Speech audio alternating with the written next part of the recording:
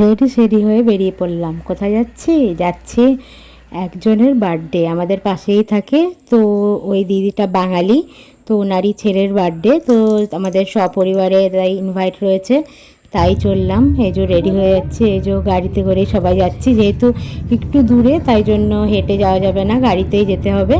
তো তাই যাচ্ছি। আর সবাই আমাকে বলো কেমন লাগছে আমাকে, যেহেতু বাঙালি নিমন্ত্রণ করেছে সেহেতু পুরো বাঙালি সেজেছি। দেখো বাঙালি শাড়ি, সব কিছু একদম বাঙালিদের মতোই।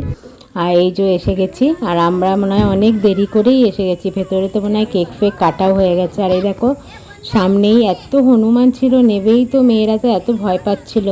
ওই সামনে আবার পার্ক ছিল, তো চলো ভেতরে যাই। দেখো আমরা যা বলেছি তাই, যাওয়ার সাথে সাথে কিন্তু কেক কিন্তু কাটাই হয়ে গেছিলো, আমরা আর কেক কাটা দেখতে পাইনি। তো যাই হোক, তো একটুখানি ফটো টটো তুলে একটু গল্প টল্প করলাম, তারপর একটু স্ন্যাক্স দিল, সেই স্ন্যাক্সগুলোও খেলাম। অনেক ভালো এই টাইমটা আর কি গেল। স্ন্যাক্স খাওয়ার পর তারপরে কিছুক্ষণ একটু গল্প টল্প করবো, তারপরেই আর কি ডিনারেরও ব্যবস্থা আছে, ডিনার করে তারপরে বাড়ি চলে যাব। আর পুরো একদম মানে এই মানে অনেকে আছে আর কি এইখানটার হোটেল ভাড়া করে বার্থডে করে, কেউ ঘরে করে, যার যেরকম ইচ্ছা আর কি। অনেক লোকই বলেছিল, অনেক লোকই এসেছিলো। তো এই যে এটা তো হচ্ছে এখন এখানটা বসে আমরা ডিনার করছিলাম আর কি।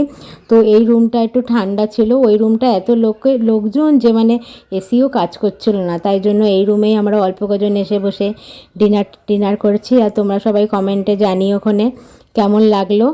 আর আর যার বার্থডে সেও ওখানটা বসে খাচ্ছে। আমি আবার বলছিলাম যে এই যে ওকে আবার বলছি যে যার বার্থডে একটু তাকে একটু দেখা।